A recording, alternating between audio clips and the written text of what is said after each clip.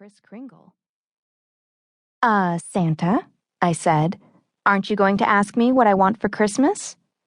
I scooched my striped limbs into the velvety folds of his lap. Tell me, what is it you want from old Saint Nick? Santa, I buried my face into his beard and whispered into his ear, all I want for Christmas is... I couldn't help drawing out the moment. It was just too much fun and too surreal, even if my definition of surreal had all new meaning since September. It was still hard to believe everything that had happened in just 3 short months. I really thought I was losing it when, shortly after the move from LA to Minnesota, I discovered that I was a stork, a member of an ancient flock of soul deliverers. Things only got more complicated when I met Jack. Turned out he had a pretty nifty talent of his own. As a modern-day descendant of Jack Frost, that Jack Frost, he had the ability to control the weather.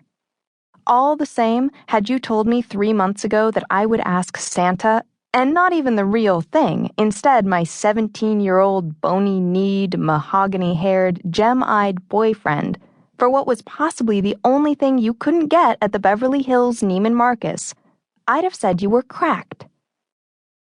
A white Christmas, I said. And have you been good? Fake Santa asked.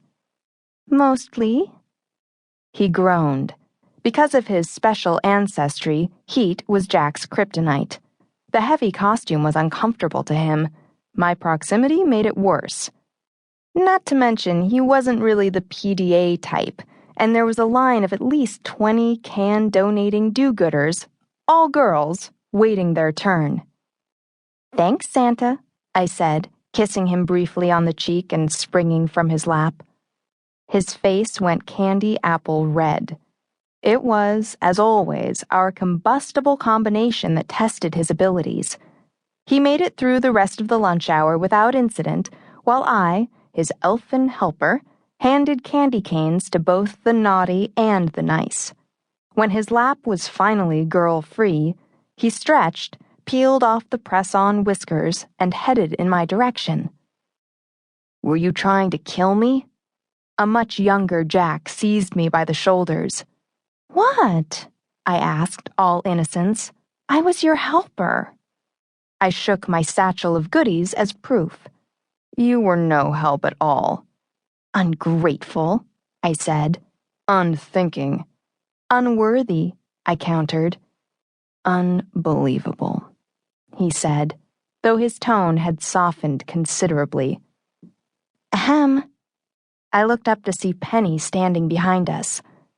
I just wanted to thank you guys for all your help. We collected 10 boxes of food. That's great, I said. Are you two still going to help us load the van after school? Penny asked. We'll be there, I answered for both of us. In the 3 months since our fateful homecoming adventures, Jack and I had become a unit. Nothing like almost getting sucked through a portal to another dimension by an evil, soul-snatching raven to fast-track a relationship. I watched Penny walk away with a prancer-like lope. She deserved the bounce in her step. She'd worked hard to promote and organize the food drive. I was glad it had been successful and was happy to have assisted by printing up flyers and plastering signs throughout the school. Jack took advantage of my diverted attention and coiled a thick swath of my hair around his fist. And what's this about wanting a white Christmas? I do. Now that I've embraced living a stone's throw from the North Pole, I actually do. You? The California girl?